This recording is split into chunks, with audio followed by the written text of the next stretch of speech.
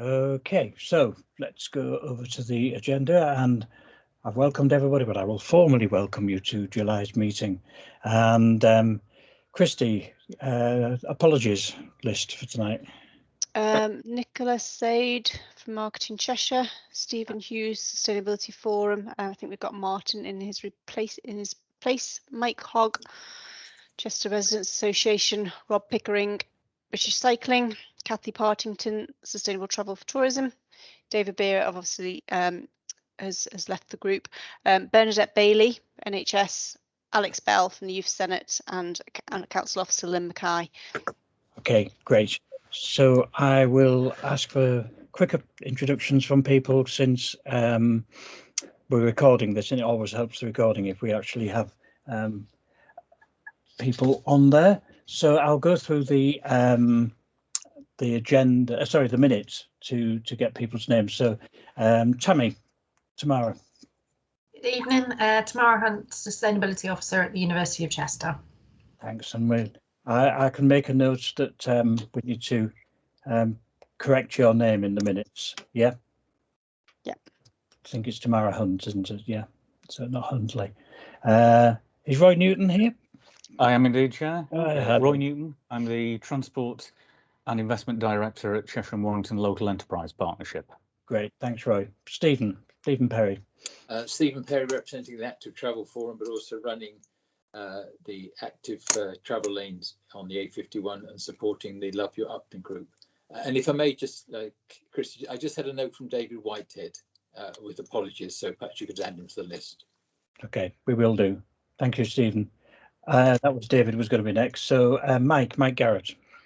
Hi, Mike Garrett, representing Freight Interest. I'm a freight consultant, Chester resident. Can I just make the point, it won't be me doing item 7 on the agenda, it's Andy Evans. I'm sorry, I couldn't quite grab that. Can you say it again, Mike? It won't be me doing item 7 on the agenda, it will be Andy Evans. Okay, right, okay, fine. Right, okay. So then, Anya, is Anya Miller here? Hi, Anya Miller, and I'm representing the Youth Senate. Hi, Anya, welcome, thank you. Andy Farrell. Hi, Andy Farrell Limited, representing the Chester Business Improvement District and the Chester Growth Partnership, and presently leading the Smart Mobility pilot. Great, thank you very much. And running on down, Peter Bulmer. Peter not here. Is John here? John Beckett?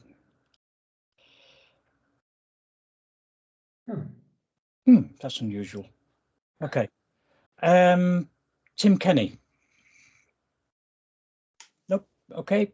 And I then move on to the officers. We've got Christy. Hiya, sorry, Christy Littler, Transport Manager, Cheshire West and Chester Council, in Secretariat role here. Okay, great. And Mark. Hi, Mark Averill. I'm the Interim Head of Highways and Transport for Cheshire West and Chester. Great, thank you. And Andrew. Andrew Blackburn, Decarbonising Transport Officer. Excellent, thanks.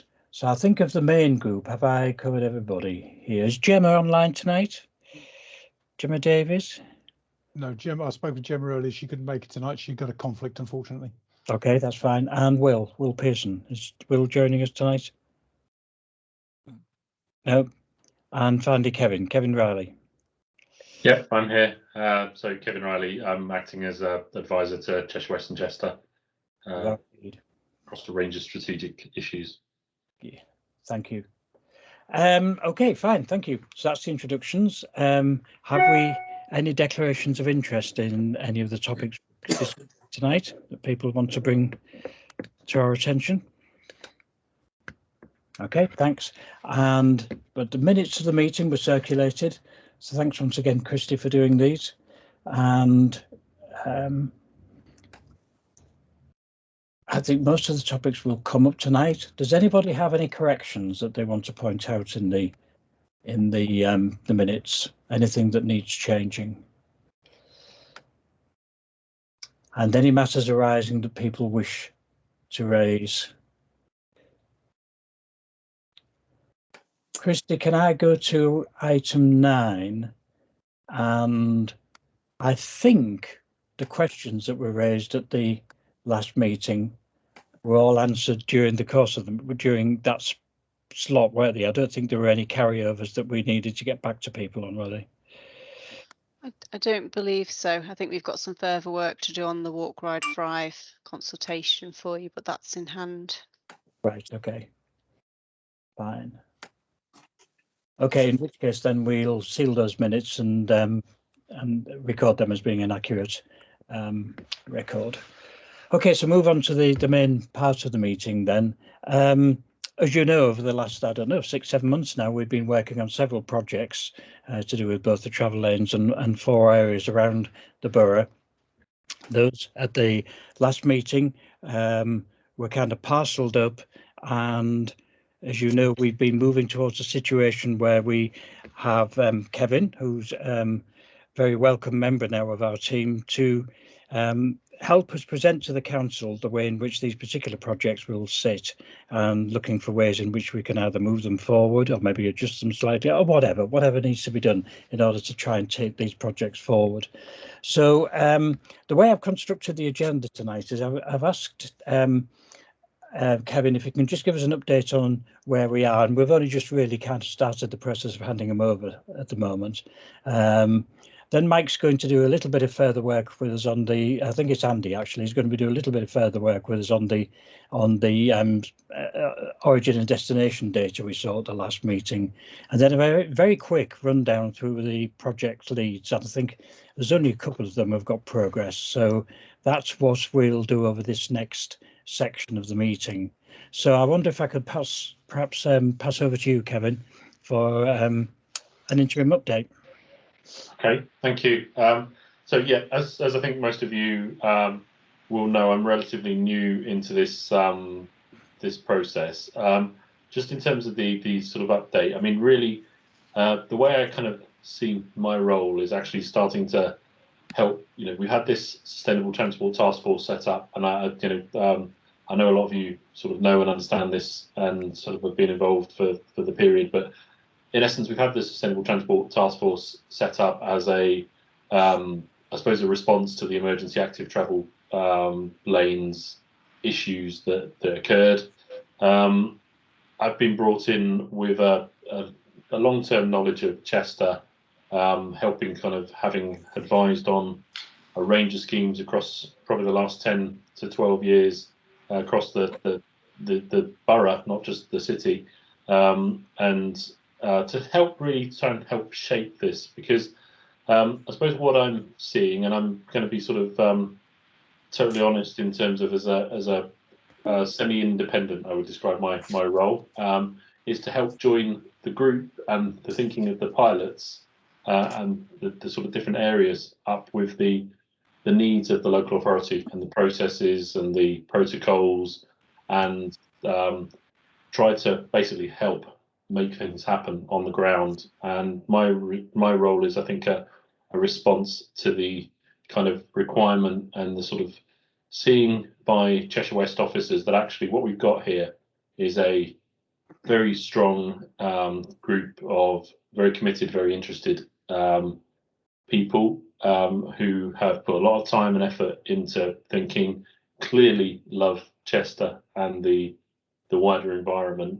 But what we need to do now is take the ideas, the opportunities that have come out of the Transport Task Force and start to shape that into a programme that's ideally going to help accelerate things in the city.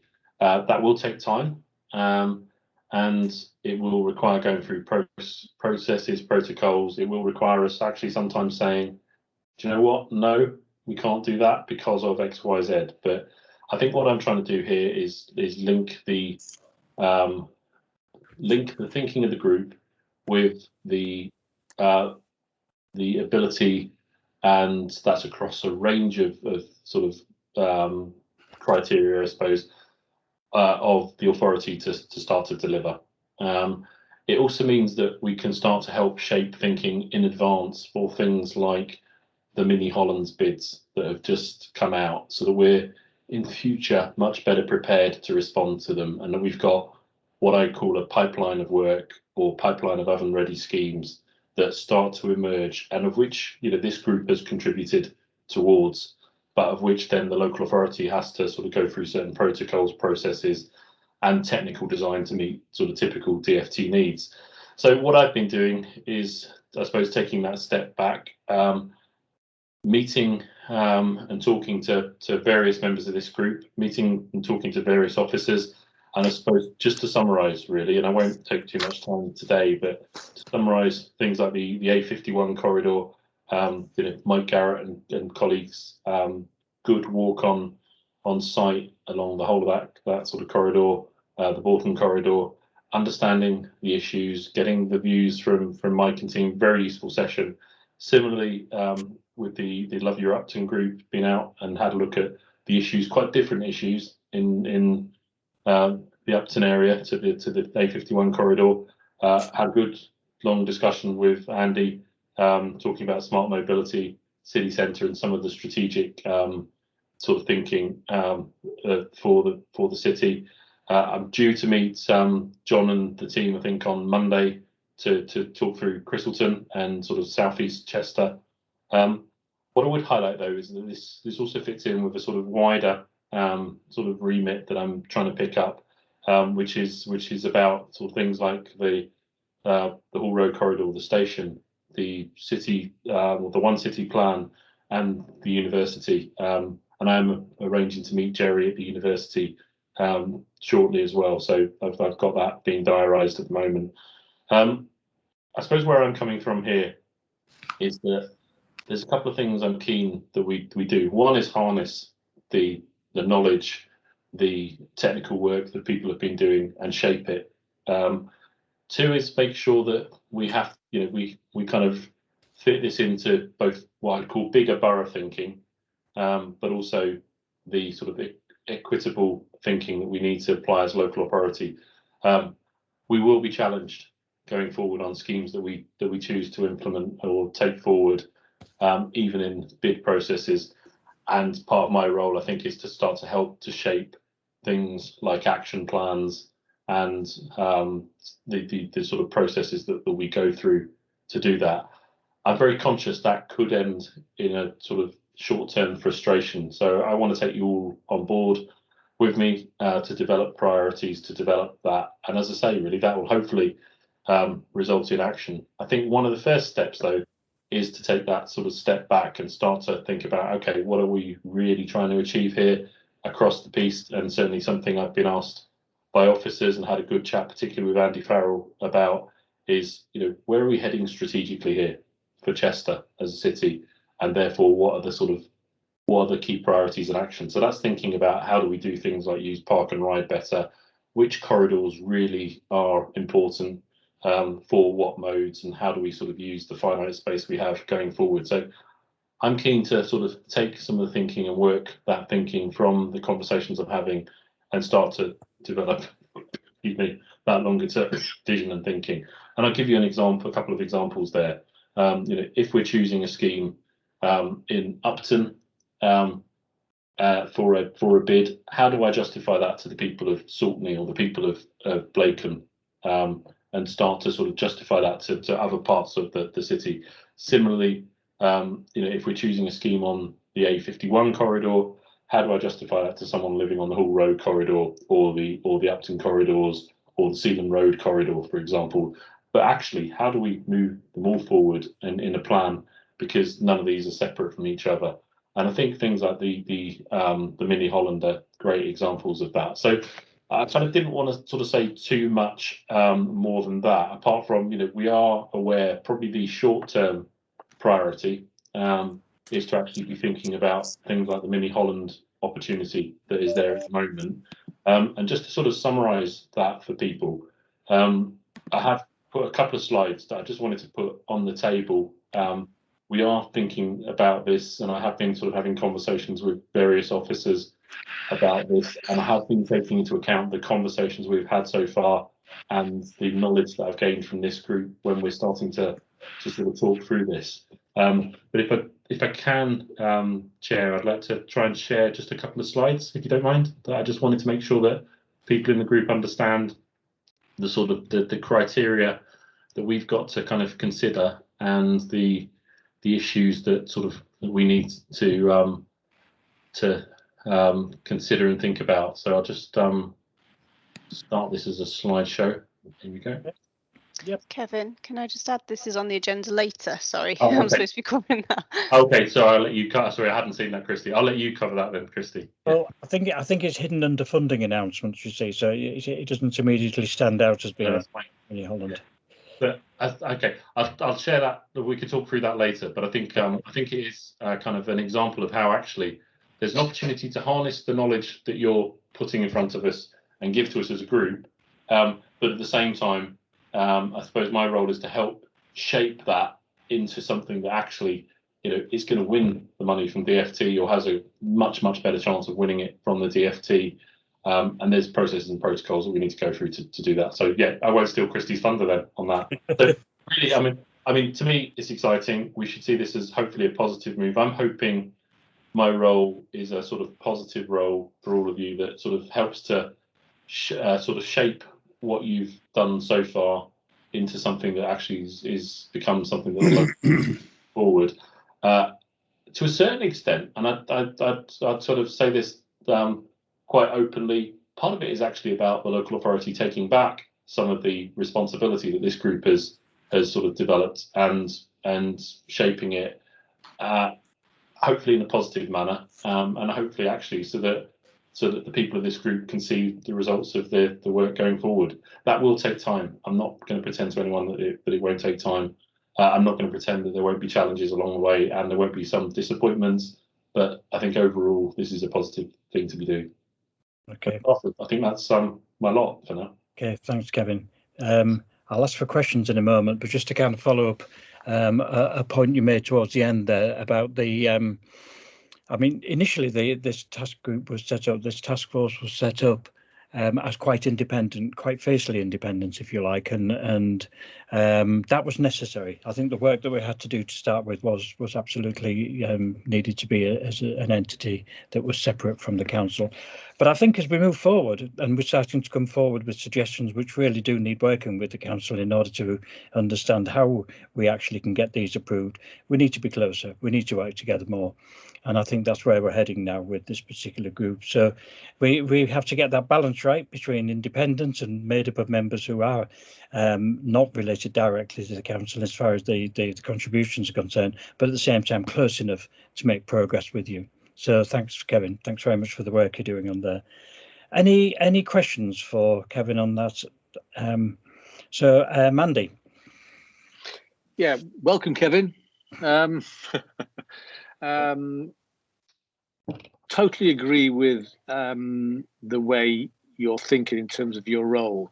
I mean, in terms of some of the work that my group's doing, the smart travel, we were starting to get a bit worried that we were starting to fill, maybe the rest of the task force as well, a kind of strategic vacuum, for want of a better word. We were trying to do some of the work the council should be doing in terms of developing a vision for the place and a strategy for the place. Yeah. So good to see that actually the council's now kind of taking that back and joining up, for want of a better word. So I guess it's a case of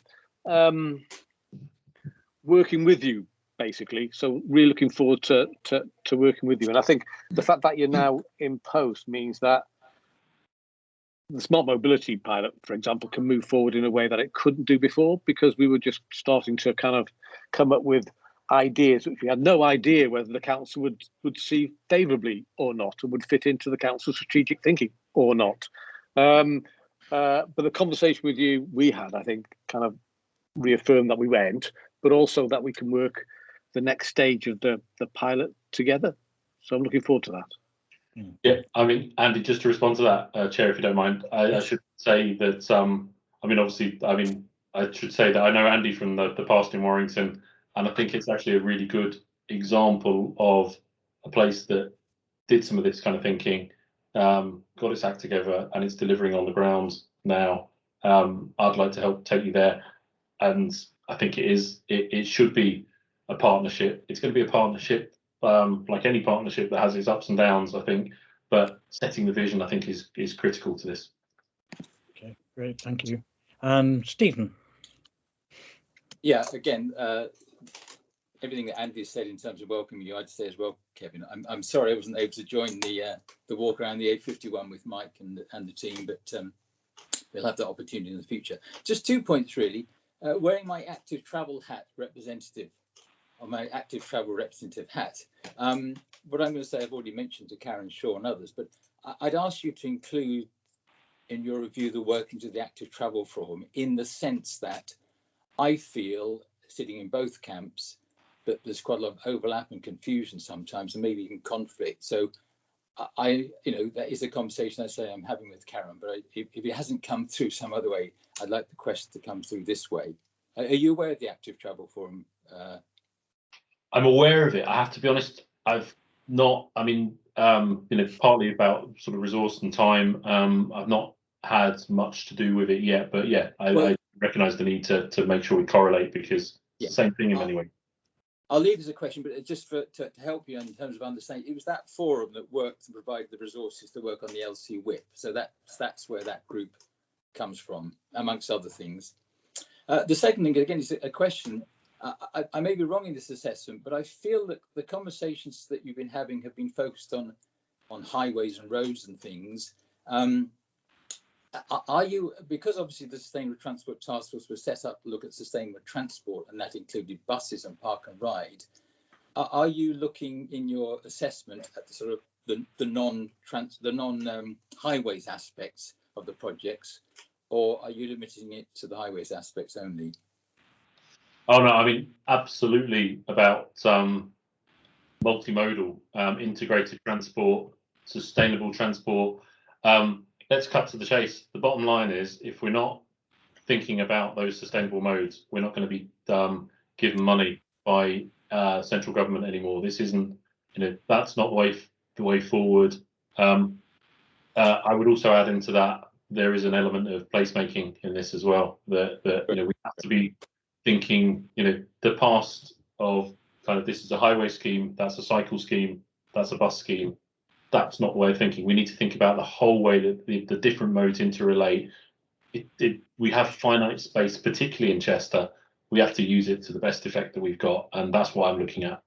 That's great. Well, I'm not surprised, but I'm really delighted. Thank you. Thanks so much. Thanks, Stephen. And of course, the ultimate aim is that we meet the government targets for carbon reduction, Karen, isn't it? And the benefits that's going to bring to the city. Hang on a second. Right, it's gone. Okay, thank you. No more questions lurking in the wings there. Nope. So let's move on. So I don't know, Stephen, if you want to introduce the next item for Mike and put it into context at all before we have Mike's presentation. Yeah, just to say that in fact, I'm going to let Andy can introduce the thing. Okay. So that's it. Yeah. So I'll let Andy go straight into it rather than duplicate. Thank you. Thanks for the offer. Okay, Andy, please. All right. Good evening, everyone. Thanks for the very brief introduction there, Stephen. Hello again, Kevin. We took the walk along the A51 there. So just a few things before I get into the presentation that I have to show. I was thinking about a couple of things, and we talked originally when the bus lanes, as they've been tagged occasionally, or the experimental active travel lanes went in October. For me, experimental was the key word in that, in addition to the active travel part, right?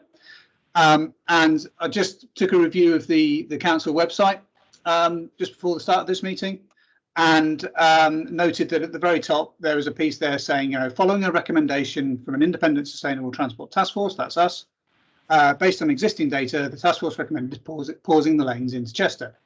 The task force believed that alternative options to increase cycling, walking, public transport and other sustainable transport are viable and necessary, and have started further research to review and develop options to adapt, extend or replace the current lanes. The findings of this further research will be presented to us for consideration in due course. Now, that was in February, and in March, April and May, we presented findings as the EATL, the Experimental Active Travel Lanes Working Group.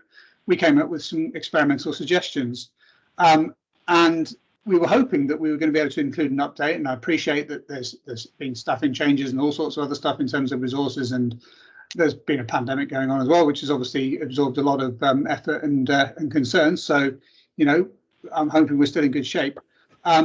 But we were hoping for some feedback to be able to present as part of our group moving forward, and we put a lot of effort into that, particularly as we moved so quickly with the recommendation back in February to pause. We had hoped to follow up for what the residents of Chester were expecting with some good alternatives or suggestions and changes moving forward. So I just wanted to sort of flag that up. Anyway, that as within the working group has been a source of sort of a little bit of disappointment and frustration. But we're a positive bunch, and we've carried on going and putting ideas together, and preparing information to share with you lot and the council and the residents of Chester. So we've got this evening just a quick overview of the origin and destination analysis that we've done based on the data that we did receive, and that's what I'm going to show now. So hopefully this will all work. What normally happens when I start sharing screen is my computer decides to go on a real go slow. So let's see how this works for us. And then I lose that handy thing of actually being able to see anybody's faces. But let's go from there. So I'm going to not read through the slides in detail. They're available for everyone and can be made available. But just a quick overview on the analysis of the origin and destination data that we've had that Mike Garrett introduced at the last meeting in May.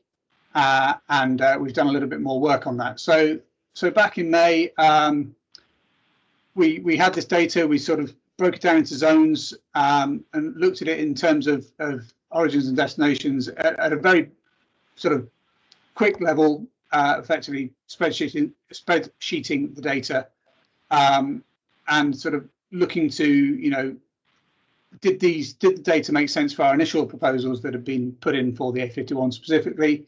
And sort of then made it clear for the wider picture around Chester itself. So our challenge, as we saw, was to take this evidence, because we talked about making data-based decisions. The challenge is to raise the proportion of trips by active travel modes, raise levels of mobility, protect the local economy with evidence. So we've got evidence with this origin and destination data for motorised traffic. We don't really have any good information on the use of active travel or public transport at this stage, and I'm sure that's available, and it would be very important to consider that moving forward. And there is an opportunity, of course, to use that data to, as Kevin's already suggested, to define and design road space and place to accommodate adequate levels of car traffic and also protect the economy and satisfy all the duties and responsibilities of the Highway Authority. So, it's all that information is there, and we've had a little bit of a play with that data, and what we're aiming to achieve, or what we think we'd like to achieve, and would be the benefit for the city, would be to define and design an active travel network that would attract utility cycling, similar to what we see on the continent and elsewhere, and what we're starting to see in London as well. So, what can we do with the data that we have already? We can plug away with these numbers, and Mike's initial exploration into the data highlighted a number of key facts and figures. So we've got a morning peak, inter-peak and an evening peak, and you can see there at the top level the highlight is 94,000. I'm not going to spend too long going into this data, but that then breaks down into the sort of numbers that are external to external, so that's effectively going past Chester, external coming into Chester, moving from Chester outside, and traffic moving within Chester. And as you would expect, those numbers decrease through that profile. So we get to the numbers in red at the bottom there, which are the total traffic heading into central Chester is looking at, say, 3,000 figures in 3,000 vehicles in the morning, and of that numbers going into central Chester from outside is 1,800. Therefore, in the morning, AM peak hour trips, you could surmise that there's 1,200 vehicles that are travelling to the centre of Chester from within Chester. And what do we mean by within Chester? Well, we mean within a radius of about 5 kilometres from the centre of Chester.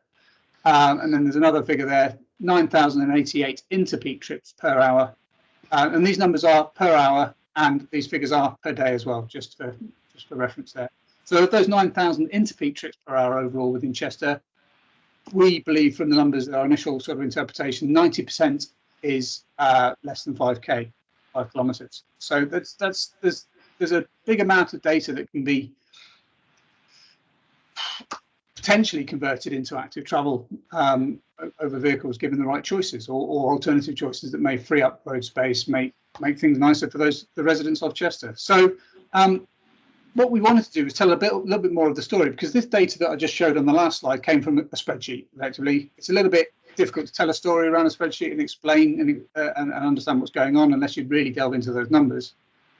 So we took those grids, overlaid it on the map of Chester that you can see here on the screen, and now gave some names to those numbers so that we can start thinking about where people are moving from, and make it easier to discuss where the origins and the destinations are. And then moving forward, of course, the data is there, and it's possible to start looking at what the desire lines are and start to make those decisions on: is it the A51 corridor we need to focus on, or is it Hall Lane? Is it, some of the stuff that as an authority, when you read between the lines, or even in some of the stuff that's published, this data's already understood, but it's good to see it. So looking at some of the information there that we had, looked at the key destinations of where people go. So of that 5 kilometre radius, what are the destinations with the most traffic, and where are they going to? And as you would expect, Airbus, the hospital, Sealand Road, Business Park,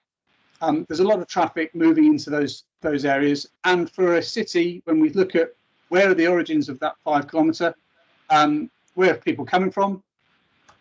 A little bit of an anomaly for me was the Airbus link on here. There's obviously some traffic that's moving back and forth in the morning in that area. But in terms of the other areas of town, what you would expect is, the residential areas are where the people are starting from. Common sense, isn't it? But it's good to have that information there, and that data there, and I like to think it's in a digestible form. So we then looked at those key from that the destinations, looked at the next 3, and just sort of said, okay, well let's now look at these numbers and see if we can work out, of the 1,000 cars that are going into Airbus, how many of those are coming from within the 5k radius around town. And as you'd expect, it's about 30% of the traffic. And the nice thing about that is it's linking very nicely to the what we know from stuff that's published throughout the UK. It's not unique. Chester's not a unique place in terms of the percentage of people that are driving less than 5k or taking motorised traffic less than 5k to do their journeys. So, for example, with Sealand Road as well, we start to see that, again, of the 1,000 cars that are going at the morning peak, 30% are within that 5k radius. So these are short journeys that are being made. So the question is, are those journeys that we can focus on to convert to travel? What do we need to do to make that happen? Again, with the hospital, same thing. A little bit more of a spread from Sealand Road and from the hospital. And also, you've got to be careful when you start looking into this data. There's a number of columns there that aren't lined up. So this is just an interpretation. It's not fact. It needs further work. But just at first glance, again, 1,000 vehicles approximately going in, 229, 25 to 30% of the vehicles are, potential active travel journeys that could be made. But so what are the next steps? Well, you can't tell me what to do. You can't tell me how I'm going to take my journey across town to get to work. It's my right to do it the way I like. So we need to be very careful about how we then work up the schemes to make the change or encourage the change. And that's why I'm highlighted at the start of the presentation this experimental piece as well. We've got to be mindful that these have always been experimental active travel lane implementations, and I think we can sort of lean on that experimental piece moving forward. And what we do know is from that data, we've got some idea of the vehicle movements. We're less clear on what are actually currently active travel movements right now. And do we have an idea of who would switch or why people will not switch? And this slide here is very much a case of, well, clearly the light, sunny left-hand route of the vehicle is the one of choice. And, cycling, very often, why are you doing it? What happens when it rains? What about bad weather? Oh, it's too hot to cycle, it's too wet to cycle, it's too, it just doesn't look attractive. How do we make it more attractive? How do we nudge people into making the right choice without forcing people to make the right choice. And it all comes down to that communication and that collaboration and that that love for doing the right thing for Chester, I think, moving forward. So just thinking about that, I'm going to remind again that, of course, as I said, March, April, May, we've got presentations and proposals and ideas that we need to discuss and get feedback on. Things that link to what we've seen with this data here is a reminder that we would really love to trial, experiment with 20-mile-an-hour speed limit across town, effectively on all residential roads, with the aim of reducing emissions, improving safety, and discouraging the private vehicle traffic that use the ring roads rather than trying to do the cut-throughs because of that inconvenience of having to go slower, or that perceived inconvenience of having to go slower. And in previous presentations, we talked about the actual impact of that. And we know that in such a small place as Chester, the impact actually isn't so much, and there's a lot of benefits for going at 20. There we go. We'll just jump to slide. One of the things that we can get from going to 20-mile-an-hour speed is everything going that much slower. There's opportunities to change the way that the flow works. So as you know, with light controlled crossings, yes, they're safer when vehicles are moving slower, but they're an inconvenience and a frustration. You have to wait as a pedestrian for those lights to change, and you have to wait as a driver for the lights to change because they're never in sync. And because we're allowed to jaywalk, you can jump the lights as a pedestrian and then unintentionally hold up traffic. So, you know, with that 20-mile-an-hour in place, there's opportunities there for freer flowing, but also potentially safer and more convenient. One of our thoughts that needs further work and understanding and real assessment of the impacts is trying to discourage right-hand turns at certain junctions, and you may recall we've talked about those along the A51 corridor specifically. We've looked at options for implementing more of a roundabout solution rather than the junction-based solutions. There's all sorts of things here that Kevin saw on the walk and we discussed, and everyone in the room has seen in previous presentations. So there's a number of things that would be interesting to explore there moving forward, and of course we would like some feedback on that. And ultimately, our proposal with respect to through traffic, by reducing the traffic on the inner radials, as we call them, we're looking to reduce the volume of traffic that is passing through the city centre, and we've got those numbers. We can do something with that. We can try and work out what the impact would be, or say we, the authority, and with the guidance of WSP, can work out what the impacts would be. And then it opens up all sorts of other opportunities where you can remove the impact of Pepper Street and the Pepper Street to Grover Street being through route at all. You can potentially start looking at better placemaking moving forward. And when we talk about this radial thinking, this diagram's like apparently a mess of arrows initially, but the idea being highlight the main corridors in and out of town, and then try and make the people that are trying to still drive into town, we're not wanting to discourage cars completely into town, of course, but we are wanting to encourage the use of smarter routes in and less cut-throughs and less rat runs. You know, and that links again then with the choice of creating choice hubs at key locations where you can choose to park and ride, park and scoot, or park and cycle, or park and whatever it may be, park and walk even.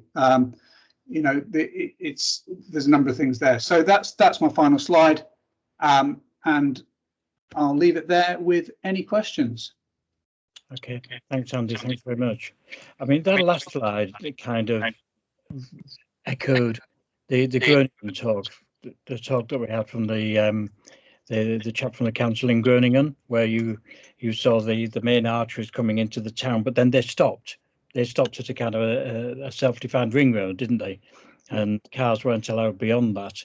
And I still think that's an aspiration. I still think that's something we should be looking at in the long term, is moving people onto these other ones. But we've a bit of work to do before we get there, I think. So thanks very much for that, Andy. Questions for Andy on that presentation? A lot of data in there that's been sifted through, so thanks for your work on that. Kevin?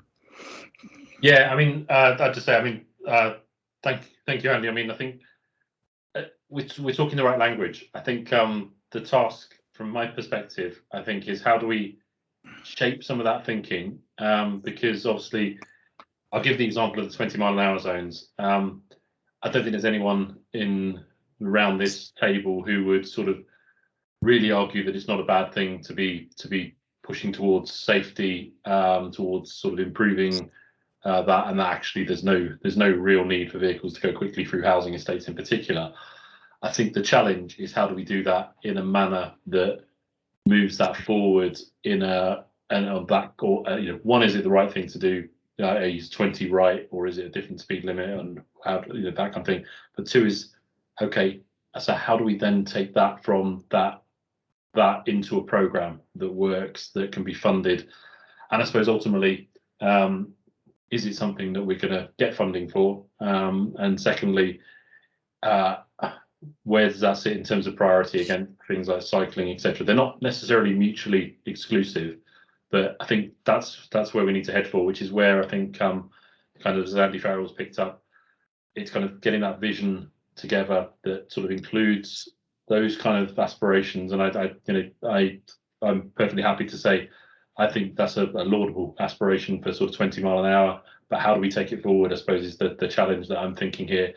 I mean, I think when we went out on our walk, we kind of talked about things like junctions of roads where just some simple measures could make pedestrian movements so much better, so much quicker, and actually wouldn't really affect the use of vehicles, but it would encourage the use of feet. And I think what I'm keen to do is that we get that into the longer term thinking. So I think what you're doing in terms of data is valuable. You're right to acknowledge that it's not always as great or as accurate, and we've got to use it carefully. But I think it's the kind of thing that I would like to take from this group. And I have in front of me got your document of actually you probably can't see that because it's a bit too close, but your sort of summary of the sort of the data and those kind of issues. I think that's the kind of thing I'd like to feed into the vision, and and as we work forward, that's how we sort of get there. So I think it's great. I think that the aim now is how do we fit that into something that that we can bid for money and deliver things from that list. That's the challenge, I think. Yeah, absolutely. Thanks, Kevin.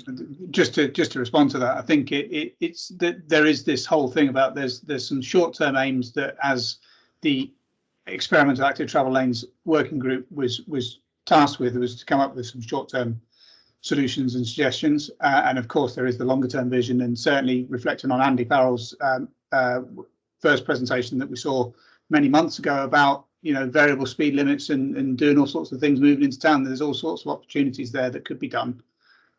So yeah, very acutely aware of that. Okay, thanks very much, Stephen. Sorry, just one point. I think I'd like to make explicit something that was implicit in what Andy said, and thanks for what you said, Andy, and the work that Andy and Mike did in preparing that. There's a lot of repetition of some of the things you've seen in our presentation, but that presentation was really intended for everybody else, in a sense. It wasn't to talk about what we've done in the travel lanes. It was just to highlight the value of the data and to encourage all the other project teams to think about that and to use it as they wish. So it's, in a sense, it's for you to think about, not the repetition of what we're talking about on the A51. Thanks anyway, Andy. It was great. Fair point, Stephen. Andy. Yeah, thanks. A couple of points really, and I guess Chester, from what Andy and the team have come up with, is perhaps no different than many other towns and cities. I should focus on changing the modes of transport for people who live within the city itself, within the urban area itself, because they're travelling relatively, small distances. And I think, Kevin it was the same in Warrington. It was the same in most places actually.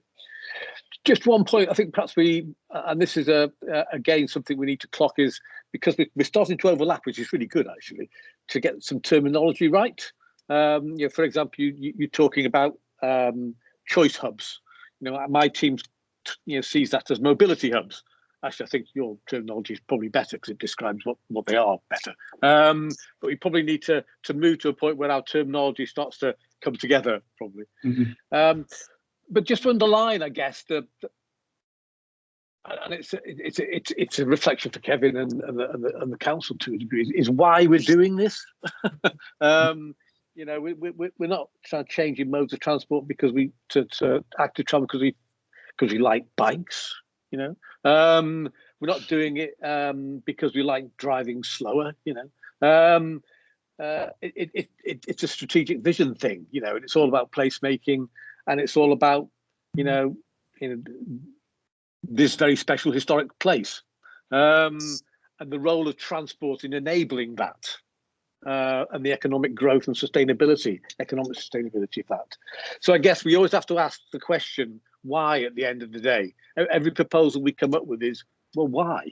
You know, and it always has to come back to, you know, what you're trying to achieve in terms of the strategy and vision for Chester, rather than just because we like active travel. Yeah, absolutely, Andy. No, couldn't agree more. Mike. Yeah, thanks. Just a comment about 20 miles an hour. In the last few weeks, the transport ministers of Scotland and Wales have both made it clear that they're really interested in 20 miles an hour for residential roads. So this is not sort of off the wall. It might even turn up in Saltmead. Boundary Lane may have a different speed in two different directions. But joking apart, the other point about 20 miles an hour is it makes it much easier to have pedestrian crossings which are more informal and therefore don't break up the flow of traffic, and therefore means that the road space you have is more efficiently used, and therefore there's road space available for cycling as well as motor vehicles. That was all. Yeah, good point, Mike. Kevin. Yeah, Chad, just I mean, I think what Mike's just said is actually a really good example of how I think the added value from this group can feed in, because I think one of the arts of attracting funding is going to be spotting the trends early. So the kind of thing that Mike's saying about sort of Scotland and Wales, yeah, absolutely. If 20 is going to be the way forward in terms of transport in cities, and if it happens in Scotland and Wales, it's then more likely to move into England and Northern Ireland and Chester ultimately. So we need to be spotting those trends in advance. And I mean, in the same way as I've had sort of conversations with Andy about things like servicing in the city centre and those kind of things, electric vehicles, what's folly and what's not folly to facing in terms of electric vehicles. Let's try and focus and identify those kind of things. So yeah, I'm keen that we're harnessing people's thoughts, and you see things from different perspectives. Let's understand that. So we need to harness that and put that into any vision that we develop. Okay. Yeah. Thanks very much, Kevin. Christy. It was just to, there's a balance to be struck in all of this, isn't there? So I think there's a lot of discussion about active modes and things like that, which is obviously what we're trying to achieve. But we obviously need to still consider the mode of bus as well in all of this, and what the impacts of maybe 20 mile per hour or zebra crossings might have on journey time reliability, and how that's attractive to bus passengers. So I suppose it's just to identify there's a balance, isn't there, in all of this really? So yeah. Just a point of observation. Thank you. Just to sort of come back to on that one, Christy, my interpretation of active travel, which is not necessarily in line with the rest of the country, is that I would include bus use in that. And when I've said that elsewhere, people have laughed at me, but I truly believe if you happen to walk to the bus, then that's active. Yeah. True enough. Okay, that's fine. Andy, thank you very much for all that and for your questions. That was very useful indeed.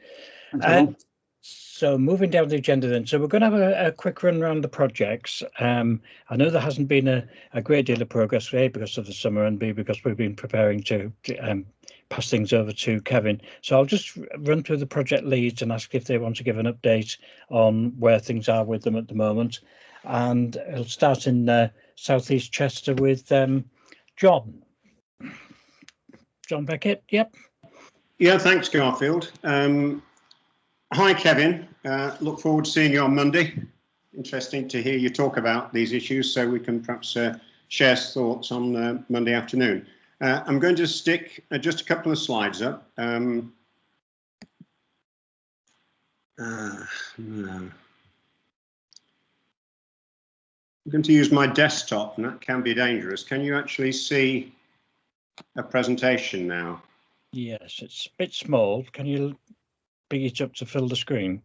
Let's have a look, see whether I can do that. Enter full screen. Just drag the edges. Right, okay. Done. Yeah. I think one of the sort of interesting sort of developments of the last few months is the way in which the EATL and the South East Chester pilot have started working together. We recognised very early on that when the EATL thinking sort of moved beyond Waitrose all the way down to the Hamburger roundabout, that we actually needed to actually work very closely with Stephen and his team, and we're very impressed with the professionalism of the work they've done, and we're looking forward to spending more time working up the two-way cycle option. But we're well aware that the two-way cycle option will fail if all it does is seem to be bringing things for cyclists and isn't seen to be bringing things for the entire community.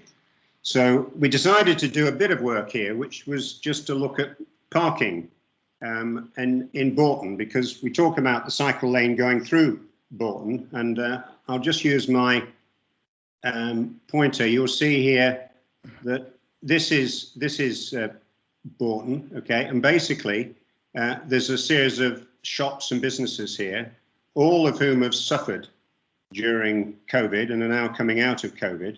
And so what we thought we'd do is actually sort of try and find out what the impact would be of a two-way cycle lane past those shops, because they would remove 25 spaces from the westbound roadway. So on 9 occasions between 9 o'clock and 10 o'clock in the evening in May, we did some observations and identified the fact that 39 to 82% of the 126 spaces in use, which was good in a way in that there was spare space, but the spare space is on the eastbound carriageway on the other side of the road, which is easy to use, and in the service area in front of the shops, which is quite difficult to access. I do know that my wife has difficulty getting into those parking spaces.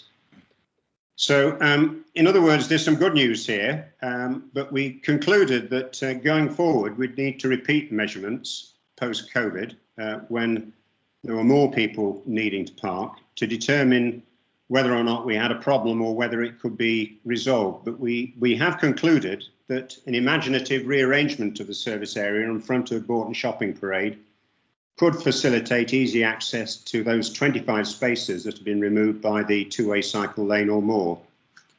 We've also concluded that the roadway from Bourton through to the Hamburger roundabout is probably too narrow for the two-way cycle track, and we may end up having to just improve the existing cycle track on the east side of the road. So that's some work that would need to be done. Our vision for Bourton is a placemaking redesign with trees, alfresco dining, seating to transform the entire 20-mile-an-hour limit Bourton corridor into a safe, pleasant green approach to Chester. We really do need to sort of ramp up some consultation with businesses and residents in Bourton before we go too far with this. So that's another action that we need to pick up. And that's the piece of work, the only piece of work we've done since the last meeting. And I just want to comment on something else in the discussion that's just gone on. In our April STTF presentation, we identified these 3 critical success factors and a few more. Involvement of CWAC at every level, seamless team working between the pilots, CWAC and consultants.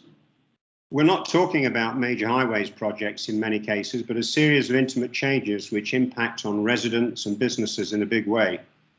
And so that seamless process was important to us, and we've not much progress on this. With the South East Chester Cycle Plan, we submitted that in October of 2020. The work was actually done in August. And we've only had 1 meeting in January, and we've had no CWAC feedback, a resource issue, we assume. We propose that Planet actually do a professional input and visualization of the entire South East Chester area, which would include the two-way cycle track, the South East Chester cycling plans, the work in Christleton and it would put together something that would be quite arresting to the community as a whole. What we describe it as a regeneration of Bourton. But we've had no CWAC feedback to that proposal, and unfortunately, with the bidding timetable now for Mini Holland and the deadline being at the beginning of August, we've lost 2 of the 3 months that we would have had. So we would have been sitting here now with a visualization of the whole of the area that would have been useful to give to Kevin Riley and say, Kevin, this is something we'd like you to consider. We're optimistic that this will change with a bit more resource available with your involvement, Kevin. But we do believe that seamless teamwork is essential to win and make the Mini Holland work. The worst thing that could happen is to win the Mini Holland, but to continue to behave the way we're behaving at the moment, because basically we're sort of assuming that CWAC officers, volunteers and consultants should all sit in separate boxes. But I know, and most of you who've more experience will know, that's not the way you run major projects. You actually put together mixed teams. So you have a team that's looking at a particular issue, one of the issues we've been talking about this afternoon, and you have a consultant, you have a couple of CWAC officers, and you have a few volunteers, and they work together. And that's really what we would strongly recommend. Otherwise, we're doomed to failure. And I would remind everybody, and I think Christy will probably remind us later, she's talking about Mini Holland, but Mini Holland schemes must include plans to be developed in consultation with local communities.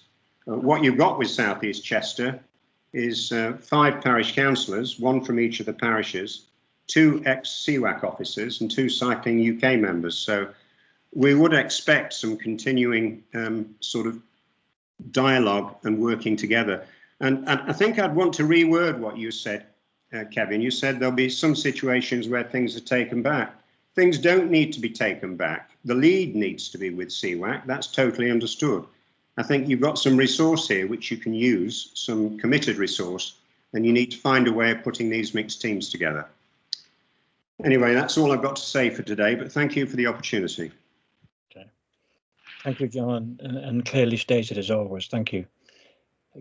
Questions for John on the South East Chester? I think you said it all, to be honest. So let's move on then. So where do we go next? We go to Andy next. Andy Farrell. Hi. Not much progress since our last meeting, mainly because of capacity and time constraints on my and other parts. So what we're aiming for is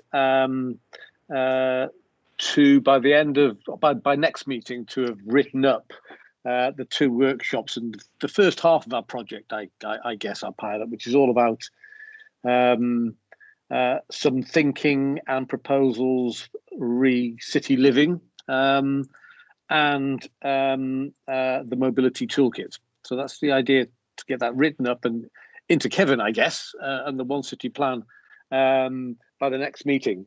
We've already, numerous people on the task group have been inputting into the Good for Nothing consultation on the One City plan. So there's a stream of transportation elements running through that already inputted. But the next stage in terms of writing up is critical over the next month or so. We see we've already had great success, actually, because Kevin's here. And I think all of us pressing for a more joined up approach and a more strategic approach, which has ended up with Kevin being here. No pressure, Kevin. I think has been a very successful first step. Yeah, excellent. Yes, completely agree there, Andy. Yeah. Any questions at all? Okay, I'll move on then to Dupton and my favourite logo. Caroline, do you want to?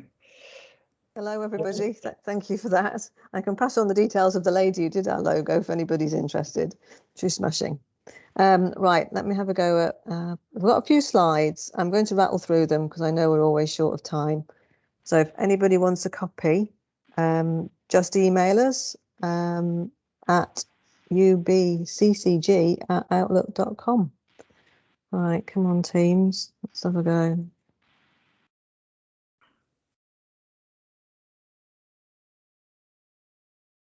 Tell me if anything does or doesn't appear any second now. Can always go to one of the reserves if you need to. Can you see anything at the moment? No, there's nothing there. Is it black? Ah, something's happening. Ah, Yeah, it's well, getting there, I think. Yep. There we are. Right, gosh, never seen it like that before. Good old Teams. Right, can you see our logo? Yeah. Yeah, okay, great.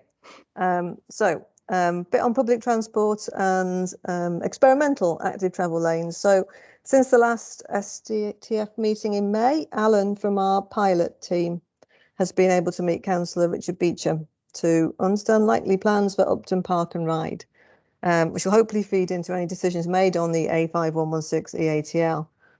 Just to echo a few other points made as well, we do remain concerned that ETO expires in March 2022, and we are desperately looking for some direction on next steps from QAC in this regard.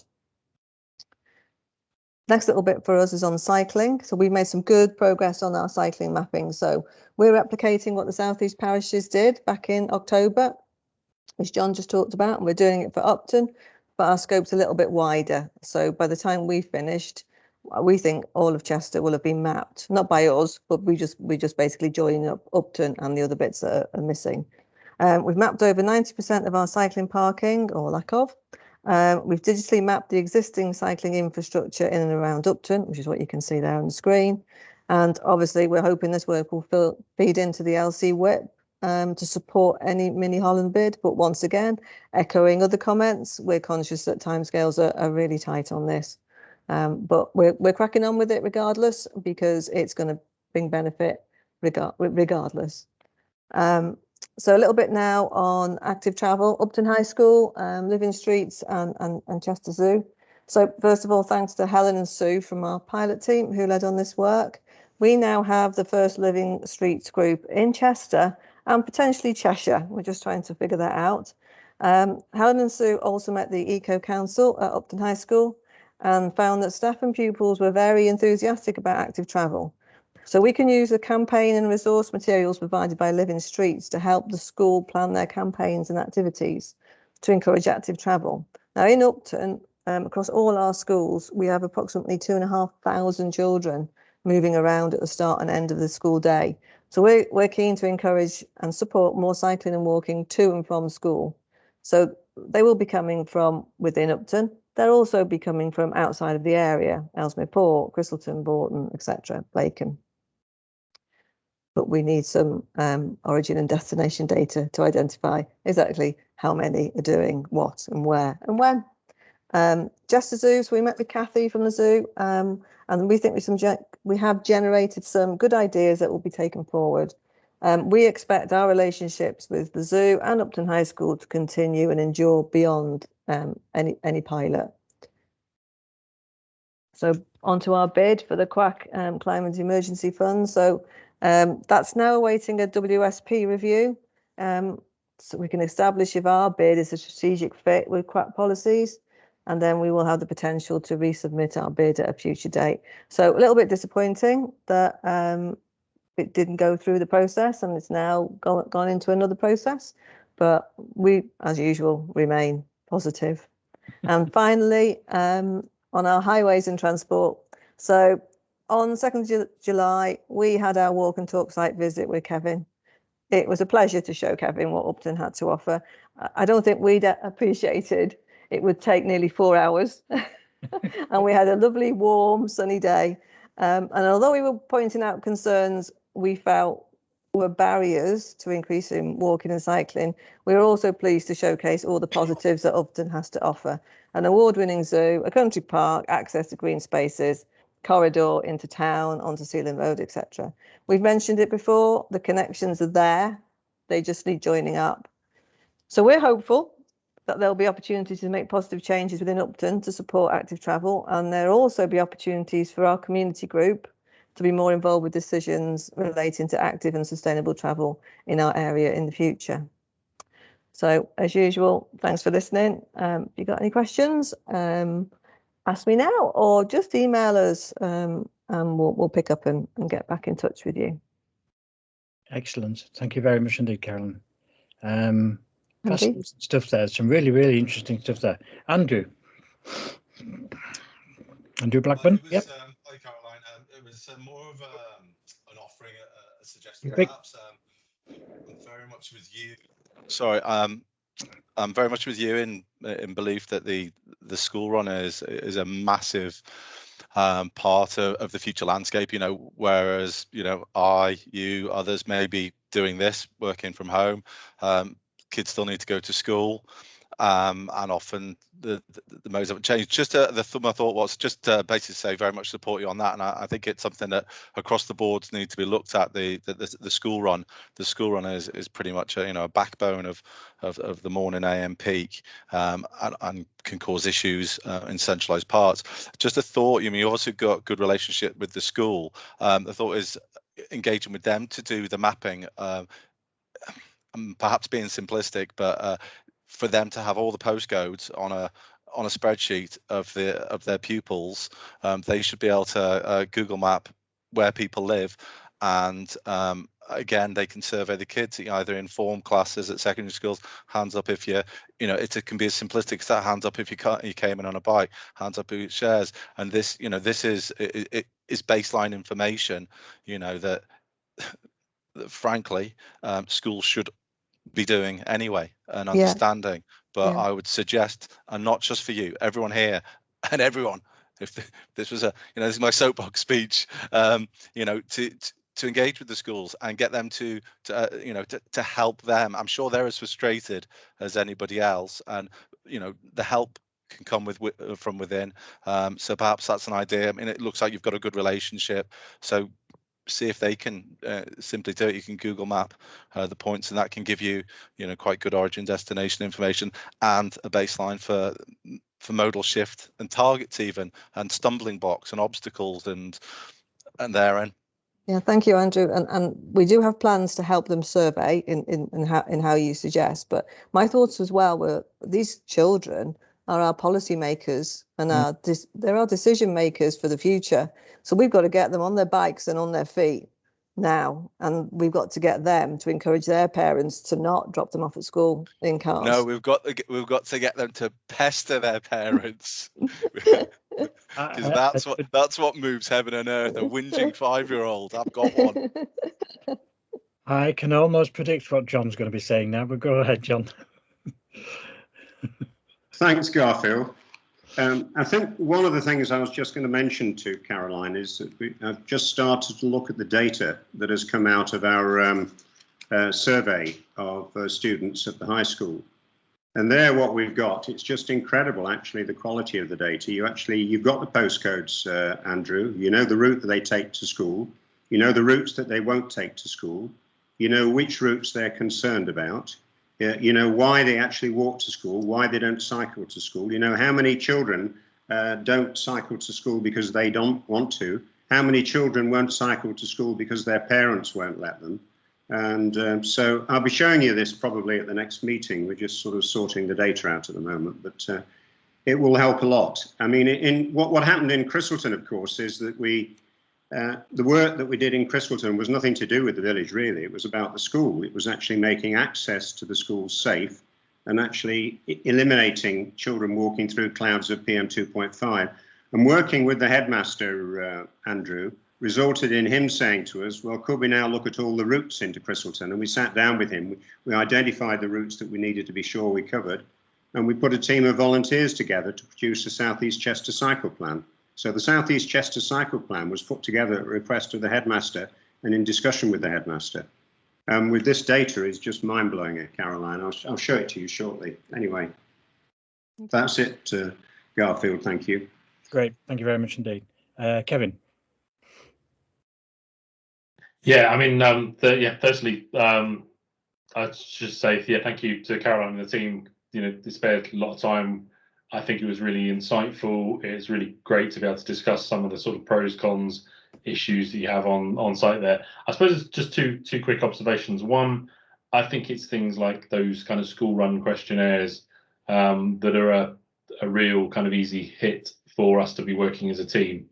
It's the kind of thing where clearly, we, and I say we as Cheshire West and Chester, but also kind of the kind of company I work for on a day-to-day basis. We have lots of kind of knowledge examples of the kind of questions we should be asking to get the most out of them. So I think that's an easy hit to be joining together. That gives Cheshire West great data. It gives you great knowledge and information, and it's actually the kind of thing that really I think is it's where, as I say, really kind of it's where this links together, and it's where the community really do add value to the sort of the technical stuff that Cheshire West have to put into bids.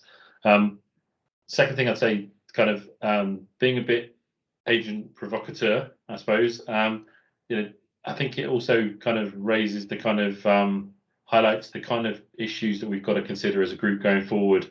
In that you've mentioned Mini Hollands, the previous presentation mentioned Mini Hollands.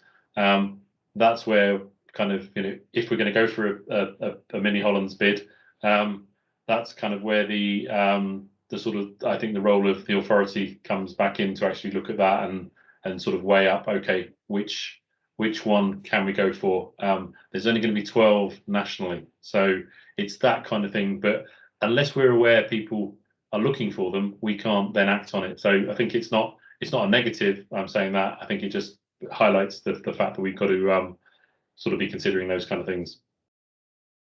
Okay, great. Thanks, Kevin. Can I just quickly ask Kevin? Sorry, just quickly ask, how big do you think the Mini Holland is? I know it says mini, but how big an area do you think they're asking for us to cover? That is a kind of conversation I've been having sort of internally. Put it this way: the development funding is I think £100,000 per authority that you would get. That really does not go and cover very much at all.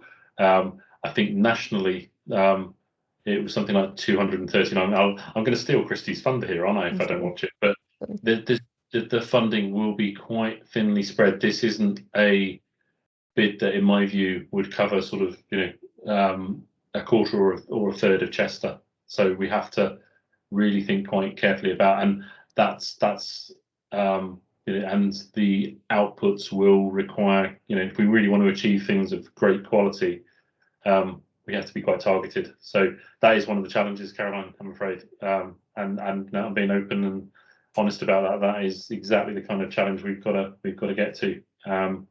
But having said that, even, for example, if one area were chosen to do a Mini Holland and another one wasn't, doesn't mean we can't line the second area up for the next one.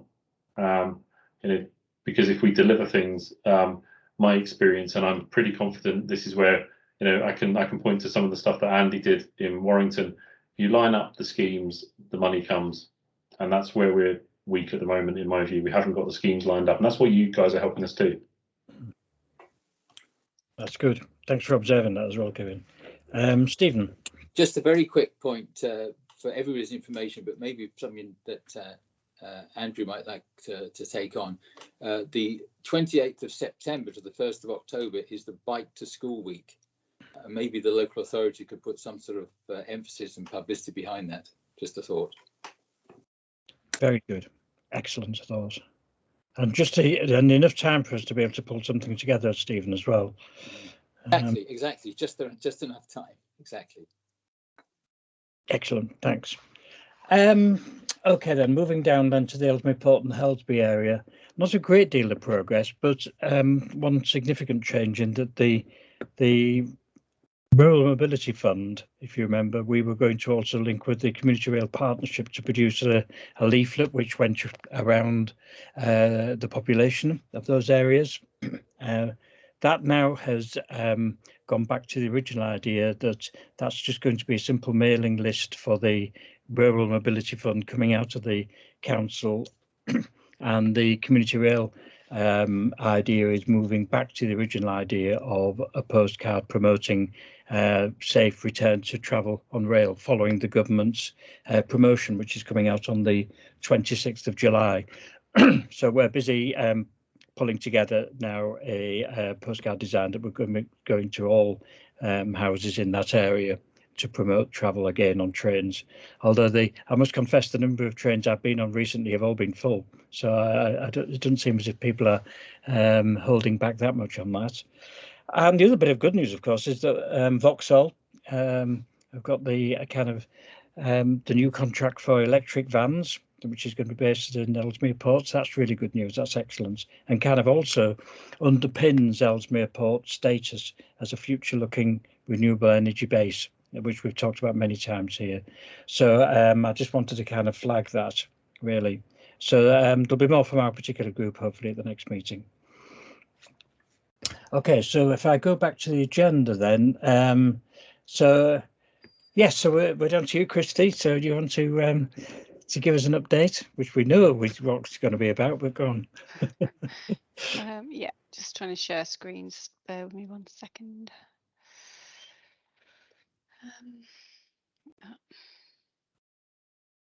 So I can no longer see anybody, so hopefully you can see my screen. Just a cover screen at this point in time. So I just wanted to give you a run through of the funding announcements that have been made at this point in time, just so we know where we are. Is that better for everyone? Okay. Oh, no. How do I move it on? Sorry, it's gone slightly wrong for me. Okay, so we've had a couple of announcements. So there was an active travel announcement, there was a Mini Holland announcement, and there was a GP prescribing announcement, all within the same sort of letter from the Department for Transport. As Kevin said earlier, sorry, they have to be submitted by, it says 9th of August, but it also says 2nd of August on other pieces of literature we've seen. And anything that we apply for in terms of infrastructure would have to be delivered on the ground by the 31st of March 2023. And again, as Kevin said, it's a chunk of the £239 million, which is available and first kind of mooted within the gear change document that was released last year, I think. Oh, that's not going right. Okay, sorry. So in terms of the funding application, the key principles are that they must comply. Sorry, I'm trying to sharing the wrong screen now, aren't I? Sorry. That they must comply with the LTM 120. So that obviously the design standards that we need to adhere to going forward obviously need to be fully compliant with that. You know, advisory cycle lanes and a bit of marking on the ground isn't acceptable these days, so they have to be fully compliant. We have to be, you know, observant of what we can infrastructure we can actually put in and make sure that we can fit to these standards. They need to be integrated in network planning to inform our prioritisation for future schemes, and they must integrate with local transport plans and show sort of cross-modal schemes. The point before about being developed in consultation with local communities, that can come after the event, so we can put a bid in and then obviously have consultation, which is set out within the active travel tranche 2 schemes for those schemes that we put forward. They should be favourable. They'll be more favourable if they align with the LC WIP. So that was obviously adopted in July 2020, and that's our 10-year plan for walking and cycling. Sorry, can I just in a moment, I've had a couple of comments saying that people can't see your presentation. I mean, I can. But okay. But Mark, I will unshare and start again. Bear with me. Okay. Maybe if you ran the PowerPoint. Yes, I don't know why it's not done as it would normally. So I'll see. Oh yeah, okay. Sorry, slide view. I think I tried to make it bigger before, so it went a bit wrong. Slideshow mode, I think.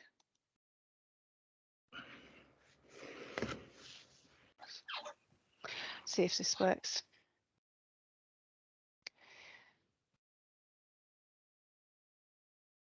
Okay. Can you at least see it at this point in time? I can see it. Okay. I don't think I've nailed the slideshow element, so I'll try and do it as best I can. So obviously I was saying about the LC WIP, that was July 2020 adopted, and that's our 10-year plan for walking and cycling. With anything that we put forward, you've got to have strong leadership support, so obviously fully supported by the leader of the council, and then depending on the size of the scheme, we may be subject to DFT's active travel design review. So that's just something to be bear in mind. It's not doing it, is it? Slideshow, where's this? I'm just going to start from beginning. Yeah, I'm just going to whiz through them. So, yeah, okay. I think this should be more seamless now. So the assessment criteria. So basically we'll be assessed in line with our propensity to convert short vehicle journeys into cycling and walking trips. Obviously that will have a knock-on effect on carbon outputs, our air quality, and obviously positive impacts on congestion benefits. One of the things we do need to be mindful of is obviously tackling areas with poor health outcomes and with high levels of deprivation. And we need to show that we can convert the number of people or show the number of people that will benefit from the measures. And these are hinged on the key principles above. We've got a couple of questions out with DFT in terms of whether these are weighted in any particular way, and we're weighting outcomes from them on those questions. So just to put into context, really, this is a map of Cheshire West and Chester, and these are kind of the areas that of our most kind of deprived areas as well. So so just to bear in mind that, you know, there should potentially be a propensity to focus our efforts on these areas. Not saying that we can sell stories depending on what the outcomes of DFT conversations will be. Okay, so the Mini Hollands, obviously Kevin mentioned before, the funding application is open and they're looking for 12 authorities to do similar work to the Free London pilots that have already taken place. The money is feasibility funding at this point in time, and it's around 100 grand each for each successful authority. They want them to be intensive, they want them to be transformational, spending on local roads in defined areas, and in other pieces of literature I've read, it says small geographical areas, so not quite answering the question that was raised earlier, but I think they're looking at distinct geographies, and obviously to make them as cycle and pedestrian friendly as the Dutch equivalents. So they're looking for high quality segregated cycle lanes on main roads, low traffic neighbourhoods and high streets, and greater road space for people to walk in. And again, the focus is on replacing short car trips with clear plans to properly integrate into wider long-term cycle and walking network plans, so i.e. our LCWIP, and other plans. They must have a high potential to shift car journeys. We talked about that just earlier. And then obviously serious political commitment needed to support the change.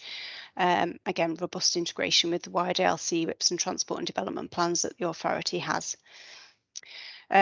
We also have an opportunity to bid for GP prescribing pilot. So this would be 4 local authorities that would be chosen. And this would be for GPs to prescribe walking and cycling in areas where maybe there's poor health outcomes or low physical activity. This would be supported by infrastructure improvements to provide conditions for more cycling and walking, again similar to LTM 120 where they're segregated lanes, but could also include cycle parking, better infrastructure on key routes and destinations, and backed up maybe by cycle training and personal travel planning and cycle hire and better sort of cycle storage. And then it just concludes that the places will need to invest in infrastructure improvements to accompany the bid. Again, that would be seemingly be delivered by March 2023, and this could be feasibility and development funding available. One thing I didn't touch upon in this, was about the active travel funding. So there's another element of funding available. It could be similar to our previous allocation, and again they align to fund schemes that have been developed from our local cycle and walking infrastructure plan. So a bit of consideration there to be done, but that's kind of just a rundown on the funding at this point in time. So that is the end of those slides. I'm sure there's some questions if I can just stop sharing, but we are working with Kevin to look at our opportunities around Mini Hollands and see what the council can do. I did mention there's a couple of questions still out with DFT to be answered, and that might really bear influence on what we can and can't do, but that's kind of where we're up to at this point in time. That's really useful and interesting, and it also points out the very tight parameters within which we've got to work. Yeah. Not only do we have a relatively small amount of funding once if we're successful, but also we have to make it fit and then show the impact and measure the output of those particular things. That's a big ask. It's a big ask for that kind of money. But even so, if we don't do that and we don't show that we are capable of doing these things, then we gradually slip down the league table. So it's a tricky situation. Yes, as you'd expect, we've got quite a few hands here. So Caroline. Yeah, sorry, just two questions from me. I know I asked previously on how big this geographical area is. I'm now going to ask you, how long's a short car journey? I think they're saying less than 2 miles, 2 kilometres, and I need to double check that actually because I think I've got my metrics wrong. Okay, so 2 miles is good news in terms of like a radius around Chester, right? Yeah, I'll double check my. Oh, okay. And then my other question, I don't know, Chris, if you can answer this. If we were successful and we were given 100k feasibility funding, how does that translate into ultimate project funding? You know, if they expect you to pile 100 grand into working up some detailed proposals, is that usually 5% of the ultimate project funding you might get, or 10%, or 1%, or what?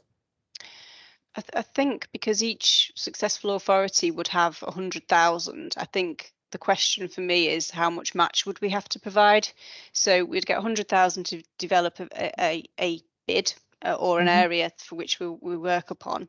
And then there's a question unanswered again from DFT in terms of the level of match that we would need to apply to support the bid, really. So I think that's an unknown at this point in time. But the assumption would be if you were successful, you would potentially draw in millions of pounds of investment, you would hope. Okay, thanks. So Andy Evans.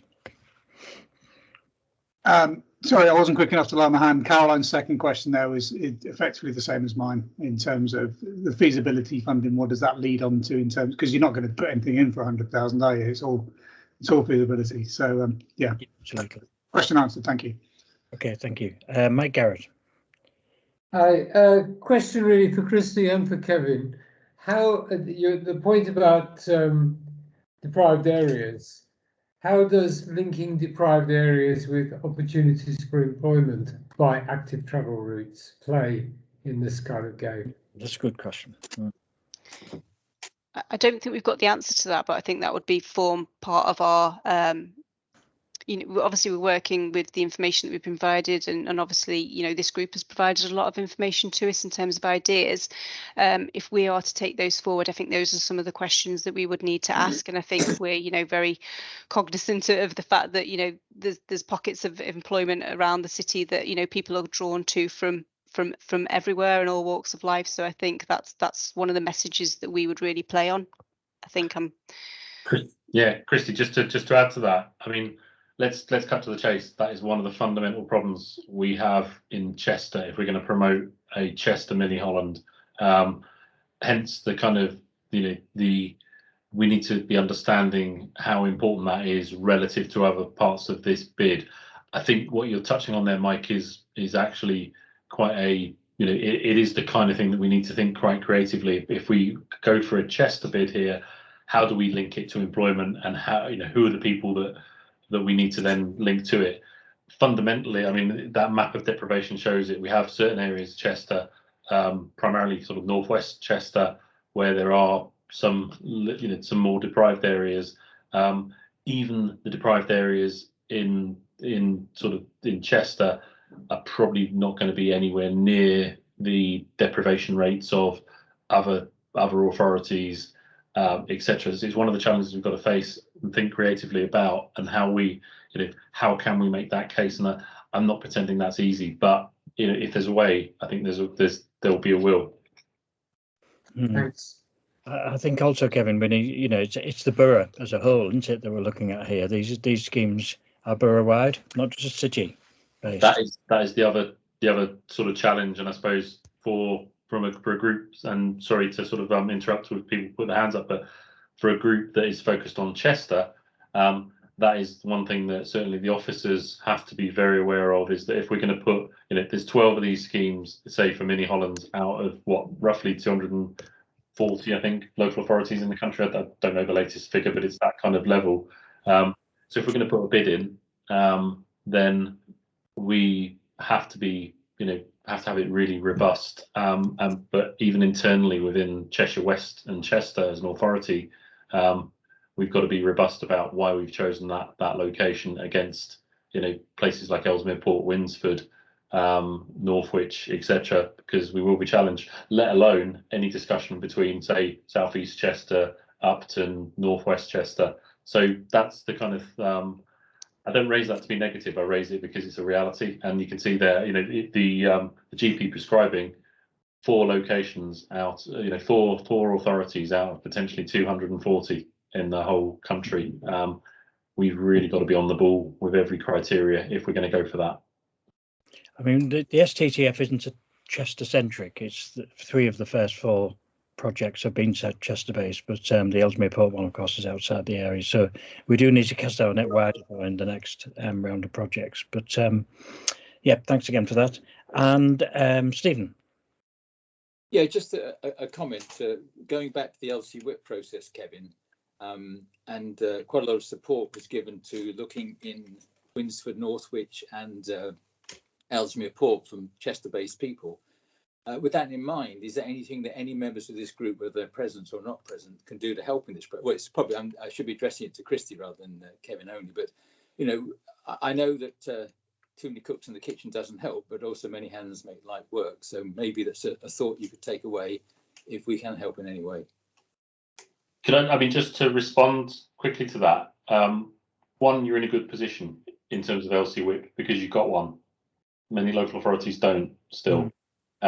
So a positive, that's a good thing. Now, by nature, one of the challenges for Cheshire West is that it's got a broad geography, lots of sort of different towns. So therefore, the formal LC whip is probably kind of what I would describe as jam, quite thinly spread in terms of the the number of routes that someone like Chester has within the LC whip.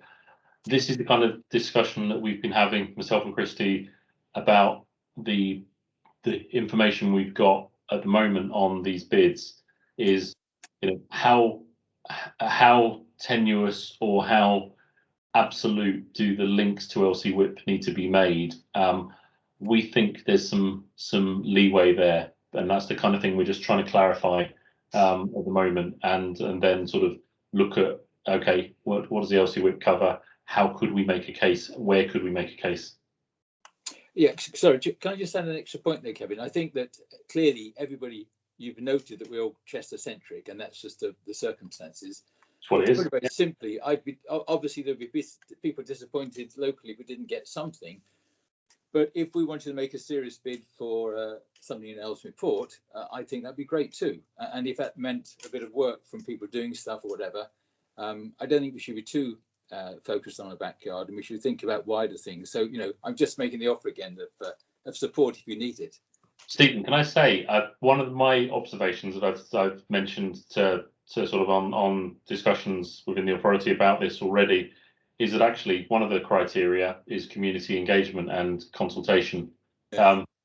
Personally, I think that this group alone, just the fact that we've had this group, that we've got the thinking coming out of it, that's an example we can include in any bid we put in, particularly if it's a scheme that's linked to the discussion. So, I think, I suppose what I want to say is, this group has already had a purpose if we, in that respect. And secondly, I don't think there's any doubt that we'd want to be kind of linking and consulting with the sort of the relevant members of the group if we take forward a scheme from this geography or that is relevant to the people that are here. That's great. Well, the offer's there anyway. Thank you. Well said, Stephen. And I've made the point before, but I'll probably make it again at the end of the meeting as well.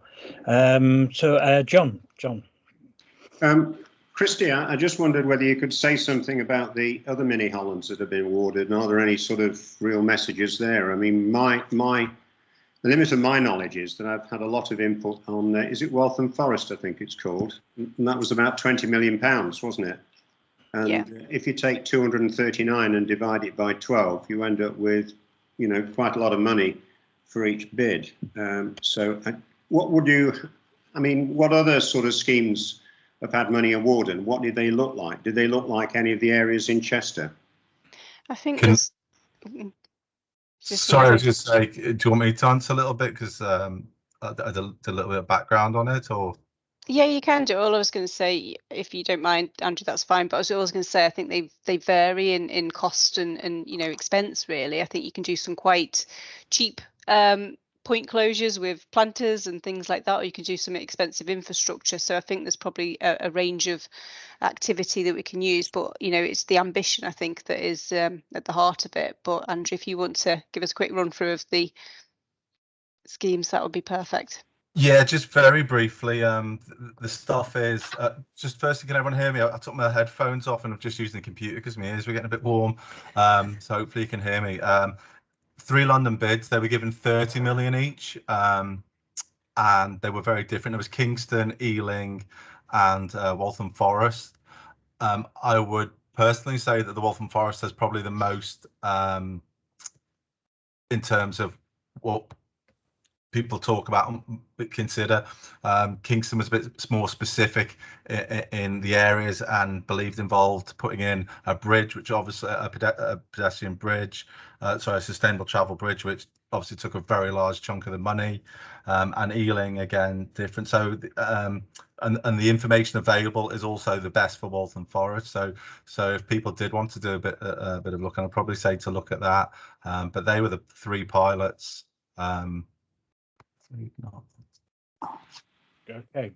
Okay, thanks, Andrew. That's no worries. Actually, the sort of other question, Christy, was you mentioned match funding.